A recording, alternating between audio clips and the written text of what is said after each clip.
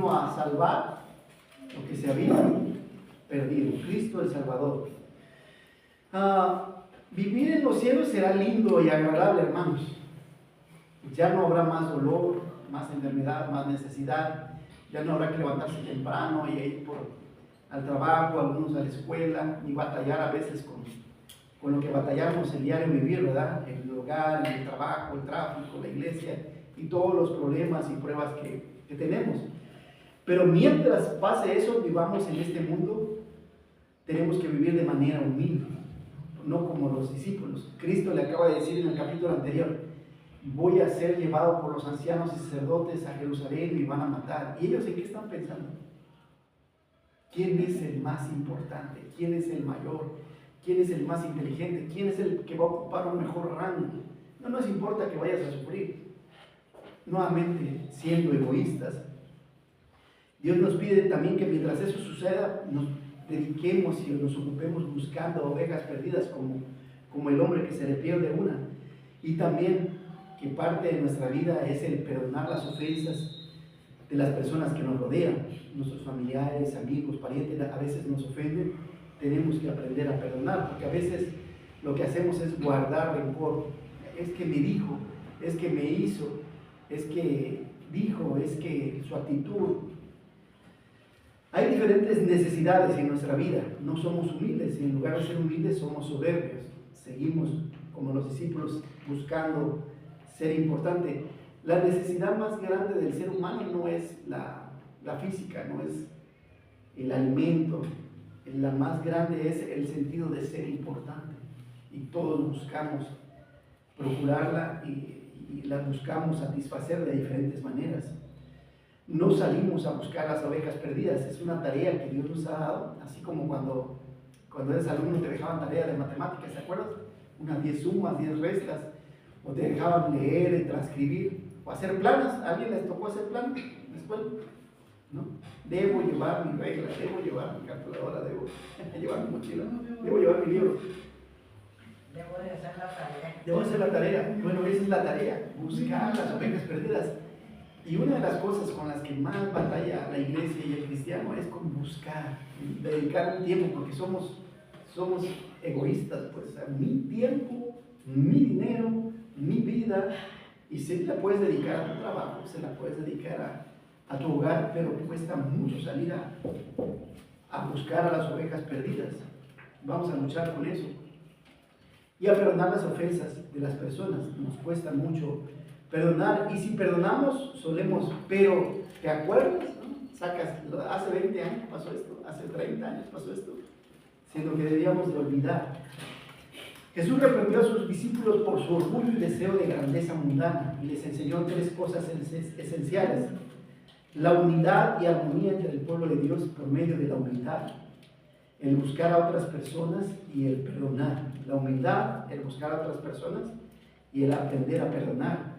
El versículo para memorizar es el 11, porque el Hijo del Hombre ha venido para salvar lo que se había perdido. Cristo vino a salvar, a restaurar todas las cosas. Habíamos perdido nuestra relación con Dios, éramos enemigos de Dios, porque por el pecado lo éramos, pero Él vino a reconciliarnos con Dios por medio de su muerte en la cruz. Y ahora tenemos paz para con Dios, y el mayor de nuestros problemas ha sido solucionado. Entonces, ¿qué propone la predicación? Porque Cristo ha venido para salvar lo que se había perdido. Tú debes ser humilde primero, porque Cristo ha venido para salvar lo que se había perdido. Tú debes ser humilde. Y aquí vemos a los discípulos en aquel tiempo, vienen a Jesús diciendo: ¿quién es el mayor en el reino de los cielos? Y iban caminando. Otros evangelios dicen que iban caminando y le preguntan en el camino a Jesús: ¿quién es de nosotros? ¿Quién es el mejor? ¿No? ¿Quién es el mayor? Como si eso fuera importante. Para la humanidad sí lo es, porque todos buscan un cargo. Soy director, soy subdirector, soy jefe de departamento, soy jefe de oficina, o incluso hasta la milicia, coroneles, generales, capitanes. Nadie quiere ser cabo. Y entonces se busca una posición. Y Jesús dice, para poder humillarlos y enseñarles, pone a un niño. Y les dice: van a aprender, ustedes necesitan ser como un niño, tener lo que un niño tiene. Tienen muchas cosas muy lindas los niños, ¿no? Y ellos son muy lindos. Y Dice, si no os volvéis como niños, con las cualidades y valores que los niños tienen, no entraréis en el reino de los cielos, porque los niños son creyentes, ¿no? Ellos lo creen todo. Así que cualquiera que se humille como ese niño, ese es el mayor en el reino de los cielos. O sea, ¿quién es el mayor? El que más sirva. ¿Quieres ser el mayor en la iglesia? Sirve más, trabaja más. ¿Quieres ser el mayor en el hogar? Sirve a tu pareja, sirve a tus hijos, a tus nietos. ¿Quieres ser el mejor o el mayor en el trabajo? Sirve aún en los deportes. Los que dan un sacrificio de atacar y defender también llegan a ser reconocidos como los líderes o los capitanes.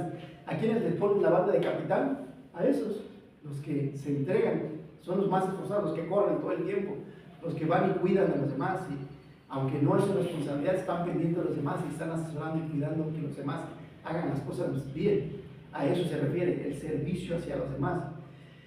Dice, cualquiera que lo recibe a un niño, me recibe a mí. Cualquiera que haga tropezar a alguno de ellos también. Hablando de las personas que creen como nuevos creyentes y que seamos de mal testimonio para los creyentes. Mejor le fuese colgarse en un molino de piedra y arrojarse al fondo del mar que la disciplina que yo le voy a dar. Y dice, ya el mundo de los tropiezos, porque Dios va a demandar a cada persona si es mal ejemplo. Si nosotros somos malos ejemplos, queremos que vengan los hijos, queremos que vengan los nietos, queremos que vengan los vecinos, pero a veces uno no viene.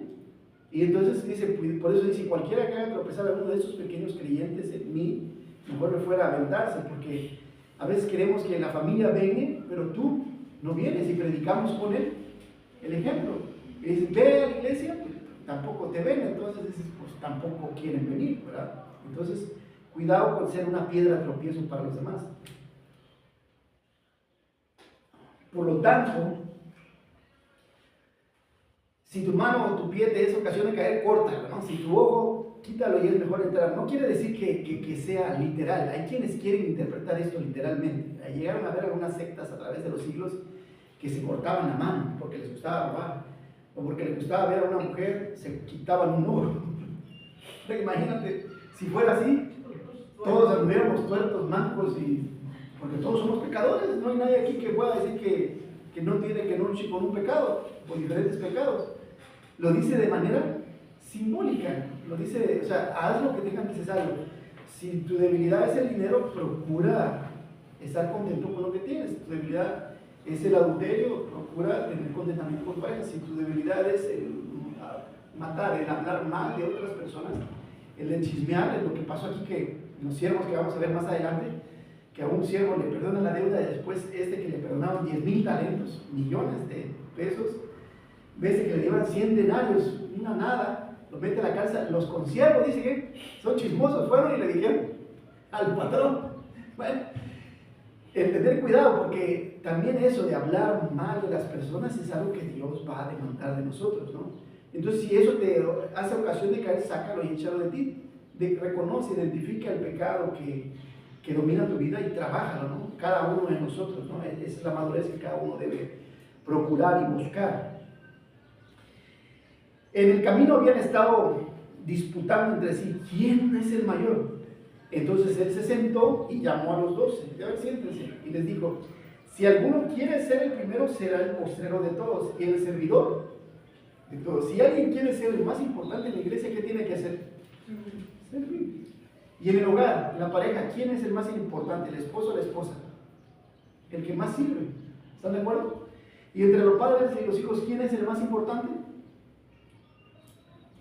El que más sirve. En el trabajo, ¿quién es el más importante? El que más sirve. Entonces, eso requiere humildad, porque la filosofía del mundo es sírvanme, atiéndanme, denme, yo soy importante. Y es un principio, Dios piensa diferente este mundo, sí.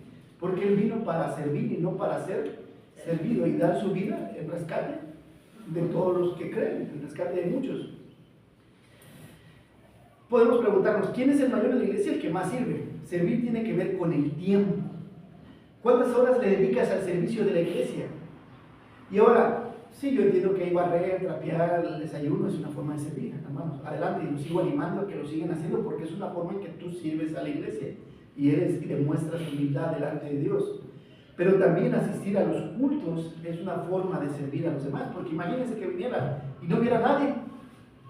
tu asistencia es tan importante, es una forma de servir. El hecho de que vengas y te sientes y aprendas y después vayas y compartas con los demás es una forma de servir, es la forma en que Dios te prepara para esta semana y para el mundo.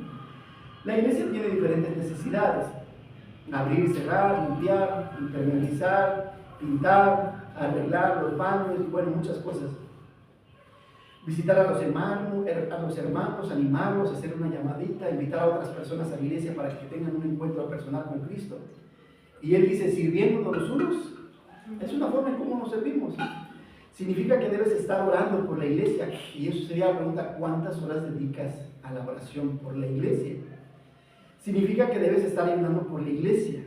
¿Cuántas veces has ayunado por los problemas y necesidades de los hermanos? Porque es muy fácil orar por ti y por tus necesidades. Señor, ayúdame, tengo esta necesidad, tengo esta enfermedad, tengo este problema, tengo esta prueba, tengo esta tentación. Pero ¿cuántas veces has orado por la hermana Carmen y su enfermedad? Y por la hermana Lucha y sus problemas, y la hermana Lolita y la hermana Olga. No solamente se trata de ti, se trata de los demás, de los vecinos que a veces sabemos que tienen problemas, y es orar por ellos, no solamente por ti, porque somos muy dados, somos muy egoístas a orar por mí. Y tiene alguien que debería decirme, es cierto, tengo que orar por la presidenta, sí, por Donald Trump, sí, por todo este mundo, sí. Tenemos que orar por los demás, no solamente por nosotros. Significa que debemos estar invitando cada domingo a personas que vengan a la iglesia. Si es necesario ir a traerlas, las vamos a traer. Si es necesario pagarles el transporte, les pagamos el transporte. A veces el cristiano actúa como si estuviera en el arca de Noé, ¿no? Ya estoy en el arca y todo el mundo se está ahogando, y a mí me importa muy poco que la gente se esté muriendo. Pero yo estoy, tengo un asiento de primera fila y tengo mis palomitas y estoy en el arca de salvación y voy a la gloria. Sí, pero tú y los demás. Necesitamos esa humildad de poder salir, saber que la gente se está ahogando sin Cristo y muriendo en la eternidad. Cristo en el capítulo anterior, pues nuevamente les había dicho que iba a morir, sufrir en la cruz. Y ellos estaban interesados, ¿quién será el jefe? Después de que Jesús, porque ellos pensaban que Cristo ya iba a reinar, ya es cuestión que Cristo tome el poder, corra a los romanos y va a ser el rey de Israel. Y entonces, ¿quién va a ser el secretario de gobernación? ¿Quién se va a hacer caso? ¿Quién se va a hacer cargo de Samaria? Y ya andaban repartiendo el pastel. ¿Quién sería el líder? ¿Quién es el más importante? Y Cristo les responde, el que más sirva, el que más sirva. Palabras que significan lo mismo que servir, sacar, echar, tirar, palabras que significan lo contrario de servir es desaprovechar, descalabrar, desconectarte. Muchos hermanos están desconectados de la iglesia. Vengo a la iglesia, pero no me interesa lo que sucede en la iglesia. Pertenecen a una generación desconectada, no solamente de la iglesia, sino de sus hogares. Estoy tan interesado en mi trabajo y en el dinero que aún no saben lo que pasa en su hogar. Y a veces tienen problemas matrimoniales sin siquiera saberlo. O tienen problemas con los hijos sin siquiera saberlos hasta que se manifiestan con problemas. No me interesa servir a mi pareja, a mis hijos y a mis nietos, que vengan ellos y me sirvan. Total, si yo soy el que da el dinero, con el sudor de mi frente. Creemos que porque trabajamos todo el día no debemos servir a los demás. Creemos que porque soy la mamá, todos tienen que rendirme pleitesía y tú no debes escuchar a nadie ni tomar en cuenta la opinión de los demás. El mejor lugar para servir es el hogar, escuchando a los demás, ayudándolo con los quehaceres, administrando sabiamente el dinero. El dinero no es para derrocharlo a manos llenas, es para ahorrarlo e invertirlo. Predicamos con él, ejemplo, y nos van a seguir. Nuestros hijos y nietos van a buscar ser. Observo mucho aquí que hay mucha pasión por el fútbol y los abuelos son apasionados, los hijos son apasionados y los nietos son apasionados. Pero también a veces son medios desorganizados para lo económico, el abuelo, y también el padre es medio desorganizado para lo económico, y el nieto es igual de desorganizado, ¿no? Llega la quincena y andan pidiendo prestados. ¿Y cómo es posible? En el trabajo debemos ser los primeros en ayudar a los demás, no esperar a que los demás nos sirvan. Y estar en qué puedo servir, ¿no? Estar pendiente de las cosas que uno puede hacer en el trabajo. Jesús no solamente habló, sino que actuó, respaldó sus palabras con acciones. Él era el que le lavó los pies a los discípulos. Era el que veía una necesidad, el primero. A ver, un enfermo lo sanaba. Había necesidad de comida, él veía la necesidad. Ya están 3 días conmigo. Tengo pendencia de que vayan y se desmayen, porque no han comido. Porque él veía la necesidad y estaba pendiente de las necesidades de las demás personas. Y ahora, ¿cómo lo hemos visto a través de los evangelios? Enseñando, predicando y sanando. Y es algo que nos llama a ser Dios. Estás enseñando a otros. Estás predicando el evangelio, que en Cristo hay salvación. Y sanando con tus palabras, emocionalmente, ayudando, animando a los demás hermanos. Ciertamente no vendrás y pondrás tu mano y sanarás, ¿verdad? Completamente, que fuera, ¿no? De venir y tocar al hermano Salvador y que se le quite toda dolencia, pues sería para la gloria de Dios. Pero por lo menos animarlos, ¿verdad? Ánimo, vamos, yo entiendo que hemos estado enfermos y bueno, ya nos tocará también tal vez pasar por ahí y es doloroso, pero seguimos esperando en Dios. Debemos entregar nuestras vidas para servir a los demás. El verdadero liderazgo se encuentra en el servicio desinteresado, sirvo sin ningún interés. El mundo dice que el que paga, manda, ¿no? Llego a un restaurante y como voy a pagar, sírvame, y hay muchos que exigen y gritan, la comida. ¿Sí has visto a esas personas en los restaurantes a veces? Está frío, o el agua, y hay gente que hasta te sientes apenado por el mesero, porque no es así. Si alguno quiere ser el primero, será el postrero de todos y el siervo de todos. Este principio bíblico va en contra de la filosofía del mundo, significa ser humilde, lo contrario de humildad es el orgullo. El problema del orgullo es que yo soy primero, yo soy lo más importante, tengo la razón, yo nunca me equivoco. Eso es orgullo. Cuando los creyentes viven para sí mismos y no para otros, es seguro que habrá conflicto y división. Cuando vengo a la iglesia y las cosas que hago es para mí, para mi conveniencia, para mi satisfacción, va a haber problemas en la iglesia. Cuando dices tú, todo eso se hace para mí, no, se hace para los demás, para que podamos estar en armonía. Muchos dicen primero mi trabajo, después mi hogar y después Dios. Dios ocupa el tercer lugar de nuestras vidas. Entonces asistir a la iglesia puede esperar. Pero Dios dice, busca primeramente el reino de Dios y su justicia y todo lo demás. Y es creerle a Dios. Busco primero a Dios y Él me promete que todo lo demás va a venir por añadidura. Entonces primero busco a Dios, pongo en primer lugar a Dios y todo lo que quiera y aún los deseos de mi corazón, Él concede las peticiones de nuestro corazón si te deleitas a sí mismo en la palabra de Jehová tu Dios. Pero hay una condición, deleítate en su presencia. Los discípulos estaban esperando la respuesta de Jesús, ¿no? Porque les dice, a ver, siéntense. Y estaban esperando, ¿quién va a ser? No, pues Pedro, Juan, o a ver quién, Santiago. Y están esperando que les diga que no, y les ponen un niño, ¿no? Como un ejemplo. Llama a un niño. Y este niño fue el ejemplo de la verdadera grandeza, la sencillez, la humildad y el servicio.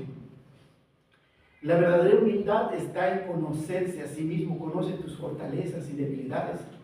Todos tenemos fortalezas y debilidades, tenemos virtudes y defectos, tenemos virtudes y defectos, y trabaja en ellos, no esperes a que los demás se hagan a tu modo. Cada uno, un cristiano maduro, va a trabajar y conocerlos. Incluso Platón decía, conócete a ti, y a eso se refiere, conócete a ti mismo, con ese... ¿Cuál es tu fuerza y cuál es tu debilidad? Y trabaja en ellos, hazte más fuerte en lo que eres fuerte, y tu debilidad fortalece la debilidad que tienes en tu vida. Conoce los pecados que dominan tu vida y evita extremos. Puedes subestimarte como Moisés o puedes sobrevalorarte como los apóstoles. Moisés se sobreestimaba, decía, Señor, pero es que no puedo hablar, ¿cómo ir al pueblo de Egipto si tengo problemas para hablar? Y él confiaba en su capacidad y no en la capacidad de Dios, no en el poder de Dios. Y de ahí tampoco se trata de sobrevalorarte como los apóstoles. ¿Quién de nosotros es el mejor? No estaban confiando en Cristo, ¿no? Acabamos de ver que no pudieron sanar a un hombre que tenía problemas, un endemoniado, porque no vivían en oración y ayuno, porque no eran hombres espirituales. Y están preguntando, ¿quién es el más importante? Los discípulos andaban bien inflados, como sapos, ¿no? Es que se empiezan a inflar los sapos y estaban así, llenos de orgullo. La persona verdaderamente humilde no niega los dones que Dios les ha dado, sino que los usa para la gloria de Dios en la iglesia, en su hogar, en el trabajo, en los estudios. Y Dios te ha dado dones para el servicio de la iglesia. El hecho de que hay muchas cosas, las hermanas que saben cocinar, que cocinan rico, es para el servicio de la iglesia. Los hermanos que saben de todo un poquito, fontanería, herrería, electricidad, es para poder mantener las cosas, cada cosa en su lugar. Y lo ponemos al servicio de los demás, los talentos. La gloria de Dios en la iglesia, en su hogar, en el trabajo, en los estudios es donde debemos ser humildes. Si eres bueno cocinando, esperamos que cocines. Y ahora, hay dos tipos de niños, el malcriado y el bien criado, ¿no? A los malcriados no les gusta compartir. Tú le das un helado, le das una paleta y después le dices, dame, y te da. No, le das una paleta payaso y no le gusta compartir. Hay pocos niños que saben compartir, les das una golosina, una sabrita y pueden compartir contigo. Igual a veces el cristiano así es, tiene cosas, Dios les ha dado cosas, y no solamente hablo del dinero, hablo del tiempo, hablo de sus talentos, de sus habilidades, de su conocimiento, y no quieren compartirlos, ni con la iglesia, ni con sus vecinos, ni con las personas, porque creen que es para sí, para su pareja, para mí, para los míos. No, Dios te ha dado todo eso para poder compartir con los demás.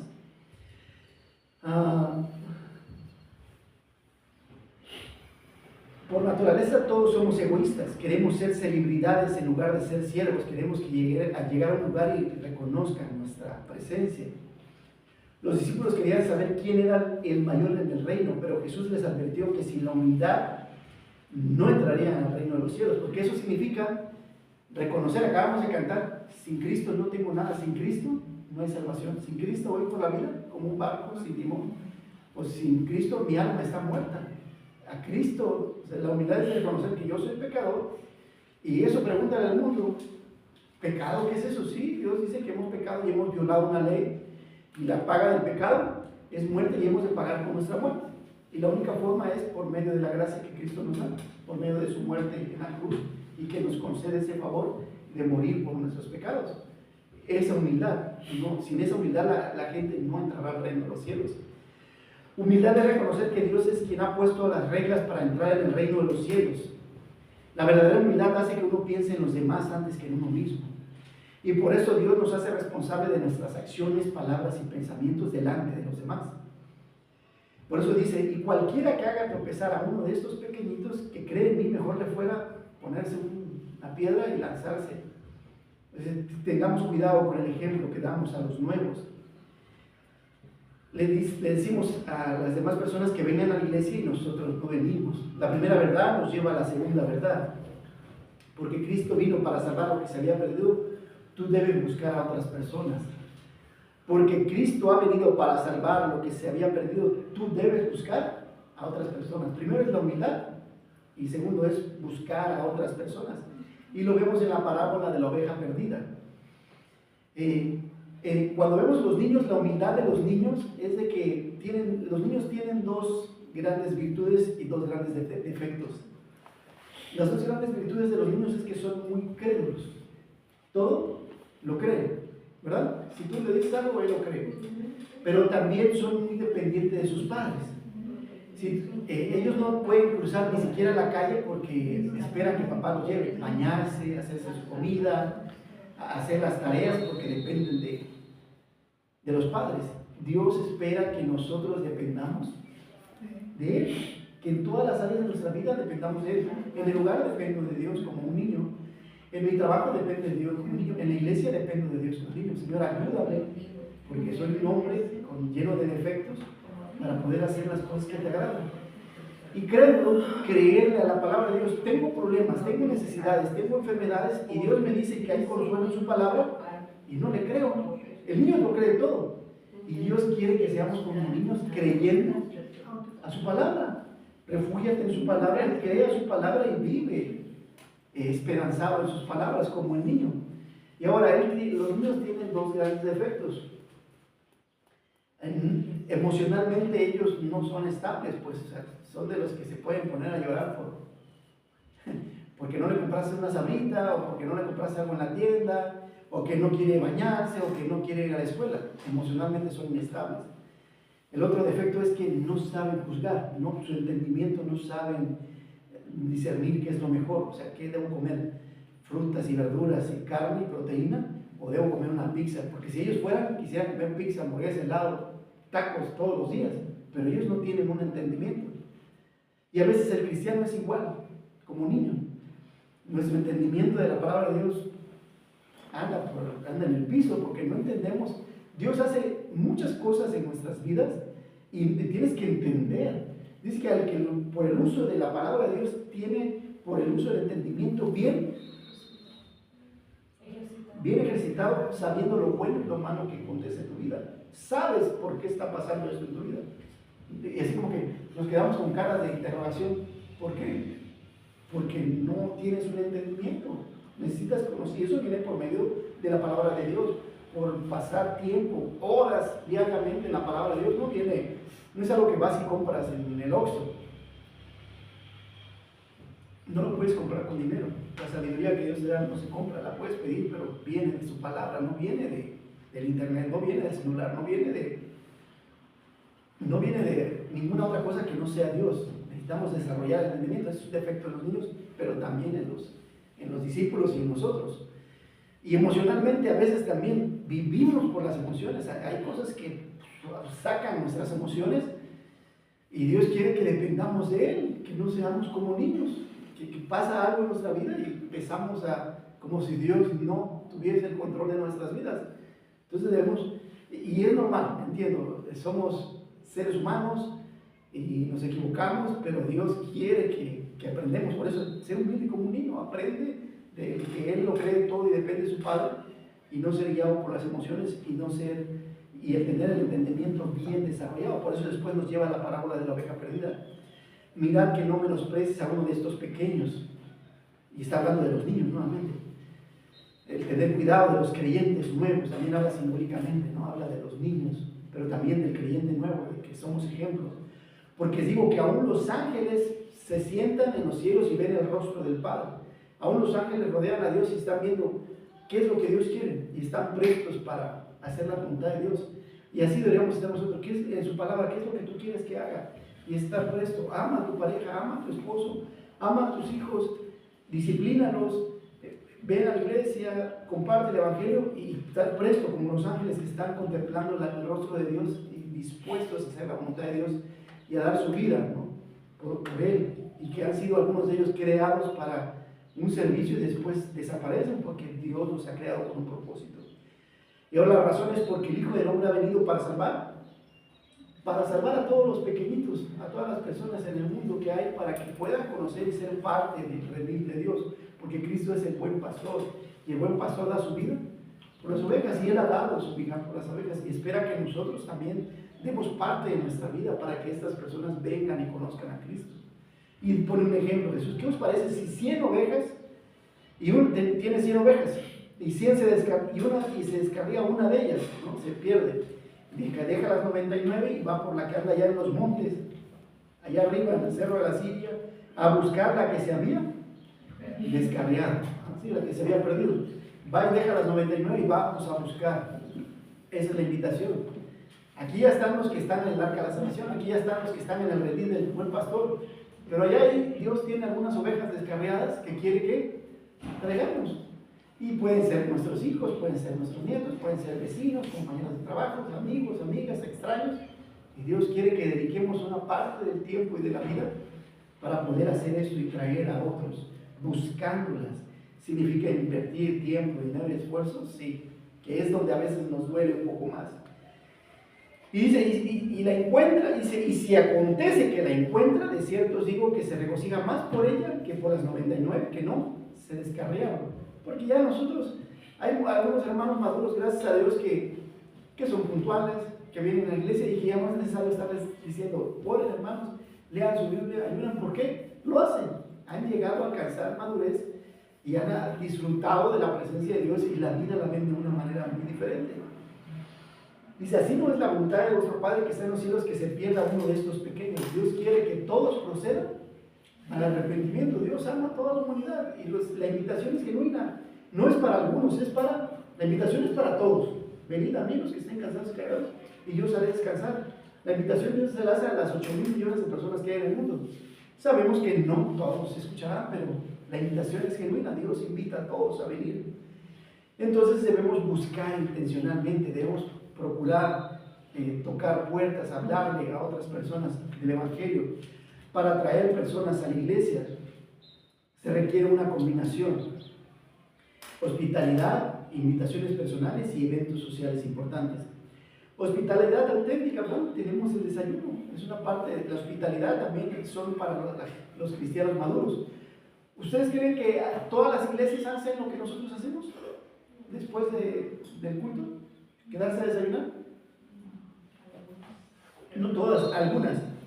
Otras la venden el desayuno. Y es algo que cada uno de nosotros ponemos en nuestro corazón para poder tener esa unidad, y es algo que habla de hospitalidad, habla de un servicio, habla de una madurez. Y les felicito, hermano, en ese sentido. El desayuno, y algunas no dan desayuno, algunos dan café con pan o galletas, otros dan refresco y una torta, otros simplemente no dan nada. Pero bueno, se procura una hospitalidad, ¿no? Y que pueda venir y sentirse como en casa.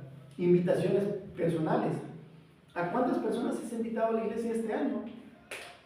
Sería bueno preguntarte, porque el próximo domingo celebramos el Día de la Madre y es procurar. Yo tengo a 2 o 3 familias por ahí que ya he estado invitando. Invité al Día del Niño, no se pudo.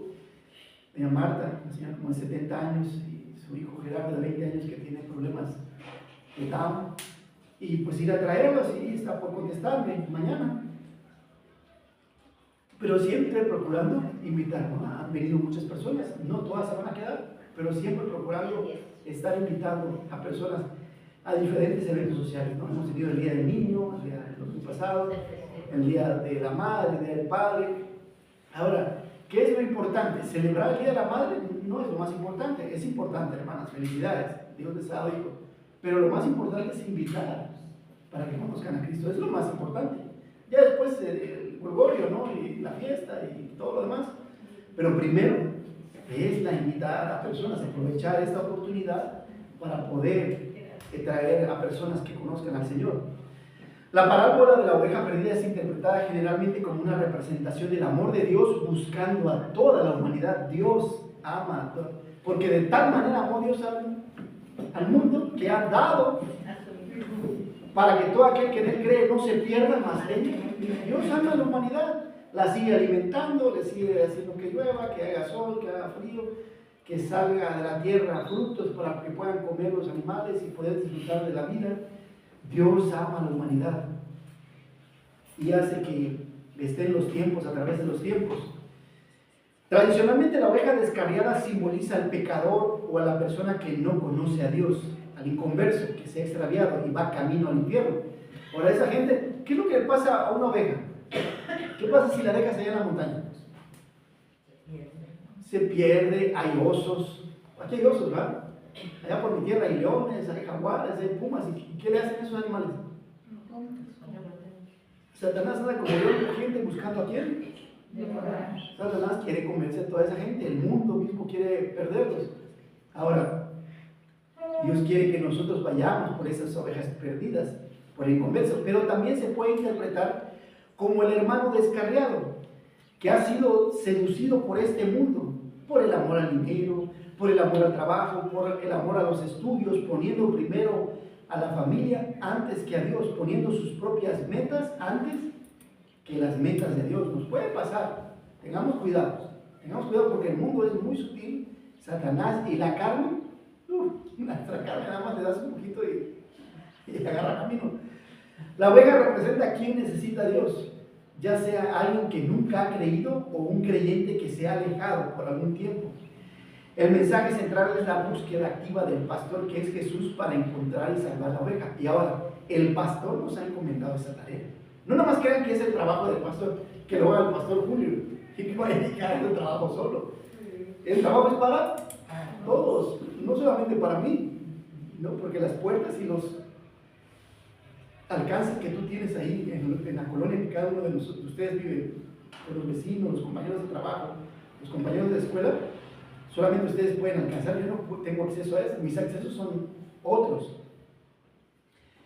La parábola subraya la importancia que Dios no desea que ninguno se pierda, sino que todos vengan al arrepentimiento, valorando a cada oveja individualmente, no solo al grupo de la 99, sino solo al grupo que está, no solo al grupo de la iglesia, sino a esa alma, pues. Entonces, si no has invitado a nadie este año, invita, procura, anima a traer, y eso es orar, y es ayudar por esa persona y estar orando por sus problemas y por sus necesidades, y si puedes suplir esa parte, hazlo, y Dios a su tiempo dará. Si sembramos, dice, no nos cansemos de hacer el bien que a su tiempo cosecharemos, no dejemos de ser bueno, Dios a su tiempo dará el fruto. Y si Dios se interesa por los perdidos, ¿qué debemos hacer tú y yo? Interesarnos por las ovejas que están en el mundo, perdidas, buscando a los perdidos. Porque el principal propósito por el que Cristo vino a este mundo es para salvar y rescatar lo que se ha perdido. Y esa es la tarea que nos ha dejado el día de hoy: salva y rescata lo que se ha perdido. Tenemos que ir a salvar y rescatar por medio de la obra de Cristo a los perdidos. En resumen, la parábola describe el amor de Dios buscando a aquellos que están espiritualmente perdidos, sin hacer una distinción dogmática estricta entre si es un inconverso o un creyente. También a veces el creyente se pierde, ¿no? Sino enfocándose en la necesidad de restauración. Viene el mundial, ya ahorita en el 2026, y algunos se pierden. Algunos no necesitan el mundial, se van un ratito y después regresan. La segunda verdad nos lleva a la tercera verdad. Porque Cristo ha venido para salvar lo que se había perdido, tú debes perdonar. Porque Cristo ha venido para salvar lo que se había perdido, tú debes perdonar. Ahora, ¿cómo te debe perdonar al hermano? Y aquí nos da 3 ejemplos. Nos dice una regla de cómo ayudar a los hermanos a ser restaurados, y pone la parábola del siervo, y nos dice que si nosotros no perdonamos como Dios nos ha perdonado, Dios no va a perdonar nuestros pecados. Entonces dice, pero si tu hermano peca contra ti, si el hermano anda en algún pecado, anda mintiendo, robando, matando, codiciando, adulterando, deshonrando a sus padres, incluso no guardando el sábado, no honrando a Dios, adorando a otros ídolos, no tomando el nombre de Dios en mano, ¿no? Por poner ejemplo, los 10 mandamientos. Primero dice que vas tú y lo reprendes, primero, y solo, si te oyere has ganado a tu hermano, mas si no te oyere, bueno, primero vas, hermano, lo reprendes en oración y no le dices a nadie, no andas de chismoso, tú solo. No te oye, te llevas a 2 o 3 y lo vuelves a reprender, hermano. Me pasó, por poner un ejemplo, me pasó en Chiapas igual un hermano que estaba viviendo en adulterio, y fuimos a visitarlo con el pastor, no me acuerdo el nombre, Irving, pastor que era joven en ese entonces, y fuimos, él fue el primero solo, quédate en la camioneta, él fue solo. La segunda vez lo acompañé, y ya la tercera vez se le tuvo que decir a la iglesia porque él no desistió de lo que estaba haciendo, ¿no? Tener otra persona en su vida. Y después se le tuvo como gentil publicano, primero solo, después tú y otra persona, 2 o 3, para que en 2 o 3 testigos quede evidencia de toda palabra que él haya dicho. Y tercero, se le dice a la iglesia para animarlo, o sea, no se le dice para que lo juzguemos y lo estemos señalando, y lo estemos pateando y lo estemos abofeteando, es para animarlo en amor, porque no va a ser que a nosotros nos vaya a pasar exactamente lo mismo. Y en cuarta ocasión dice que tenlo por ser gentil y publicano, o sea, vuélvele a predicar el evangelio, porque no como algunas iglesias, no, ya no lo aceptes en la iglesia, o ni te acerques a él, o sea, a muchas iglesias te prohíben. No es lo bíblico, pues. Lo cuarto es, tenle por gentil y publicano, vuélvele a compartir. Cristo murió en la cruz por tus pecados, Cristo te ama y necesitas arrepentirte, sobre todo de este pecado. Dice, todo lo que sea atado en los cielos será atado en la tierra, y donde 2 o 3 más están reunidos en mi nombre, yo estoy ahí, ¿no? Que si nos ponemos de acuerdo para hacer algo en el nombre de Dios, Dios nos escucha y nos ayuda. Nos hemos puesto de acuerdo aquí para adorar a Dios, y Dios ha provisto. Y pedimos los unos por los otros y Dios nos escucha. Ayer orábamos por el hermano para que se hiciera la voluntad de Dios, y aquí está con nosotros. Pudiese estar allá tal vez con una cirugía, pero Dios ha decidido que esté con nosotros. Y entonces digo, porque Dios nos escucha, y donde dos o tres están reunidos en mi nombre, yo estoy ahí, la omnipresencia de Dios que estamos viendo en la escuela dominical. Y entonces le pregunta uno de los discípulos, ¿cuántas veces debo perdonar? Porque el judío pensaba que nada más tenía 3 chances.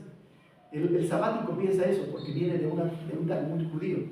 El adventista piensa que solamente te puedo perdonar. Me ofenses 3 veces y ya después ya no te puedo perdonar. Pero eso lo pensaba el judío, que solamente tenía 3 oportunidades. Y por eso le pregunta, por eso él decía, de ahí le pregunta, hasta 7, que era lo máximo en algunos otros comentarios.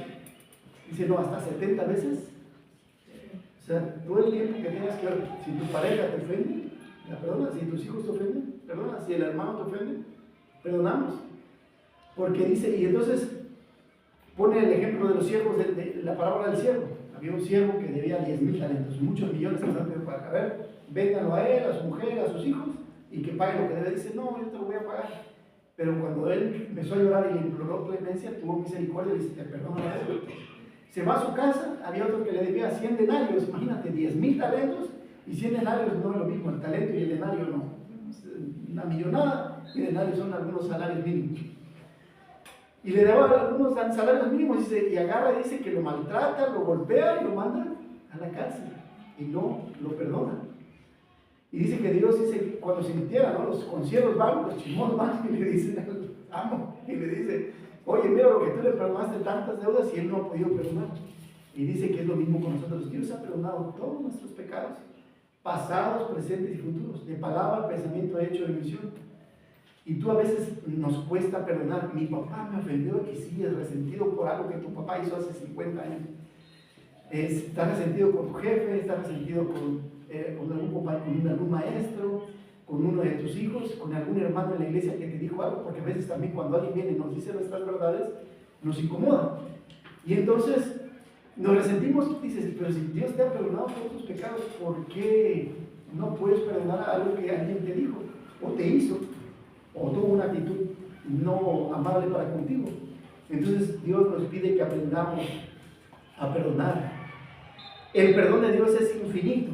El perdón de Dios es infinito.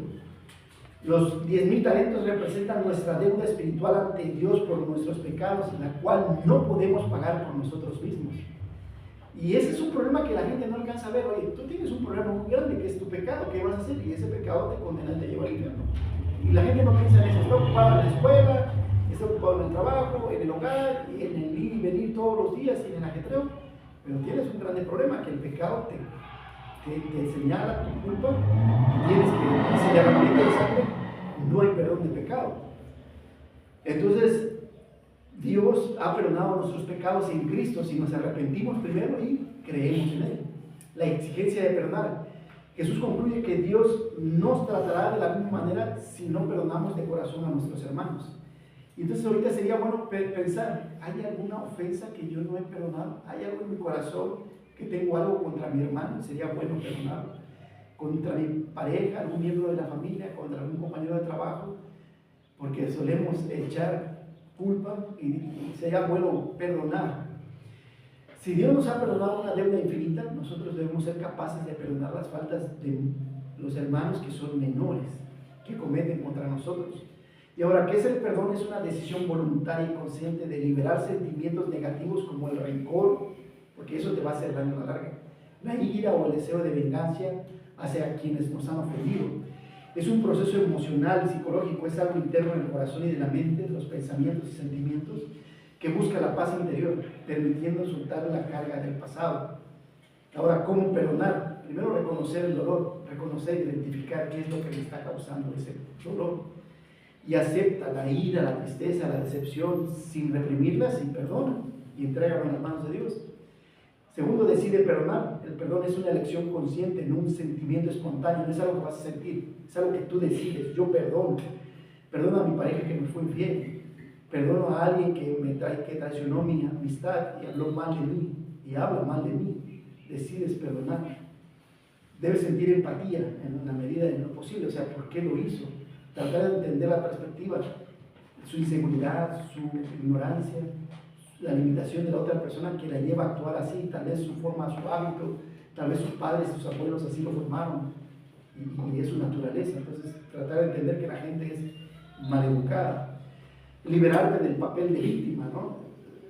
Ay, nadie me quiere, pobrecito de mí, y todos me odian, y todos hablan de mí, y todos piensan mal de mí, y todos hacen cosas contra mí. Quitarte ese papel.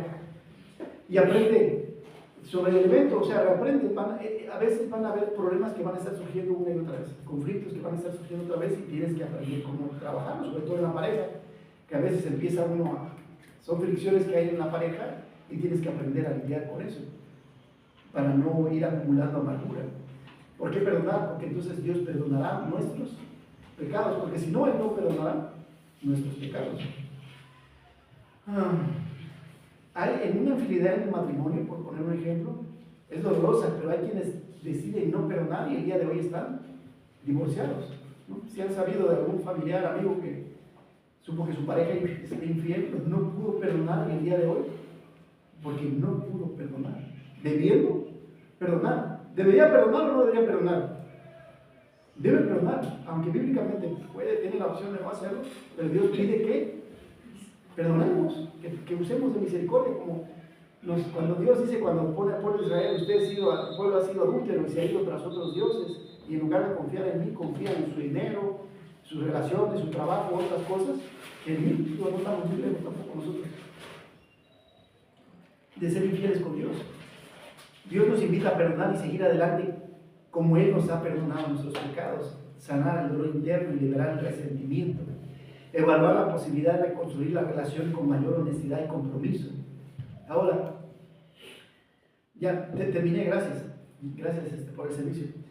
Ahora, José perdona a sus hermanos, ¿se acuerdan? Lo venden como esclavo y no le fue muy bien a José, ¿no? Se va con Potifar como esclavo y ahí debe haber estado. Yo creo que batalló, no creo que haya. Yo creo que, ¿por qué mis hermanos me hacen esto? ¿Y habrá llorado? Yo creo que sí, que tus hermanos te vendan, te duele. Y él era el chunco de su papá, y le dolió, pero esperó en Dios, sabía que Dios tenía el control de su vida. Y de ahí lo acusan de adulterio, lo meten a la cárcel de algo que no había hecho, y de ahí Dios lo restaura y permite que Dios, aún las cosas que parecieran que fueran malas en nuestra vida, Dios las causa para bien. Aún las cosas malas que pasan en tu vida, esas cosas feas, drásticas que hay en nuestra vida, Dios nos encamina para bien, con un propósito. Pero tienes que estar con los ojos espiritualmente abiertos para entender qué es lo que Dios está haciendo. Si lo quieres ver con la carne, no, la carne se va a enojar, la carne se va a desanimar. Dios quiere que lo veamos de manera espiritual. Mientras Jesús era crucificado, ¿qué decía? Señor, no le tomes en cuenta este pecado, perdónanos. Y entonces, ¿cuántas veces ofendieron a Jesús? Y Él perdonaba. Quiere que nosotros también aprendamos a perdonar las ofensas de las demás personas. Y entender que son errores humanos, son fallas, malentendidos, palabras, mentiras, falsas acusaciones o acciones cometidas por otras personas, a veces de la misma familia, de los amigos, de la pareja o del vecino, que pecan contra nosotros violando los mandamientos de Dios. Ahora, a veces nos mienten, a veces tus hijos te mienten, ya hiciste la tarea ya, fuiste a la escuela, sí, se van de pinta, ¿no? Nos robaron. Platicaba con el chalán de Alejandro de Albañil que llegó a la casa y dice que tenía su celular y lo cambió con uno de sus amigos que estaba bueno, y el amigo le dijo, porque si iba a ir a Estados Unidos, y el celular que le dio estaba mal. Y le dieron gato por liebre, le dieron un celular malo. Dice, bueno, esas cosas suelen pasar, ¿o no les ha pasado? Que la misma familia te vende algo que no sirve, o alguna persona. No matar, cuando un hermano habla mal de nosotros, tener cuidado, eso no solamente es matar, sino hablar mal de las personas y matar la reputación de la persona. El adulterio espiritualmente, cuando coqueteamos con otras denominaciones, y cuando codiciamos o envidiamos la camioneta de una persona, el carro, la vida de otra persona, preguntándole a Dios por qué él sí y por qué yo no, por qué bendices a esta persona con estas cosas y por qué a mí no me bendices de esta manera. Entonces, repasando los 3 puntos. Primero, porque Cristo ha venido para salvar lo que se había perdido, tú debes ser humilde. Porque Cristo ha venido para salvar lo que se había perdido, tú debes buscar a otras personas. Y porque Cristo ha venido para salvar lo que se había perdido, tú debes perdonar. Bien, vamos a ponernos de pie y vamos a orar para terminar con la predicación en esta mañana. Mateo 18. ¿Quién es el mayor? El que más sirva. Señor, gracias por esta enseñanza de tu palabra. ¿Quién es el mayor? El que más sirva. Así que seamos serviciales los unos con los otros en la iglesia, en el hogar, en el trabajo. Busquemos tener ese espíritu de servidumbre, de servir a los demás y no esperar a ser servidos. Ayúdanos también a usar el tiempo, el dinero y el esfuerzo para buscar a otros, a esa oveja perdida, ya sea creyente o incrédulo, para que venga y retome el camino, Señor, y pueda estar dentro del redil, sabiendo que tú eres el buen pastor, y enséñanos a perdonar como tú nos has perdonado. Así tan lejos está el oriente del occidente que nunca haces que se toquen, así tú te has olvidado de nuestros pecados, así es como de alto los cielos y de profundo el mar. Tú has escondido nuestros pecados en el fondo del mar y no piensas acordarte nunca más de ellos. Que así también seamos nosotros, de olvidar el pasado y no estar recordando errores pasados y echando en cara a las personas que hemos perdonado, si es que verdaderamente hemos perdonado. Porque la persona que le cuesta perdonar es probable que no se haya arrepentido de sus pecados y no haya recibido perdón de pecados, porque le cuesta hacer algo que no ha recibido, Padre. Y pongo en tus manos a mis hermanos para que podamos ser fieles a la hora de perdonar y pedir perdón. En Cristo te damos gracias. Amén.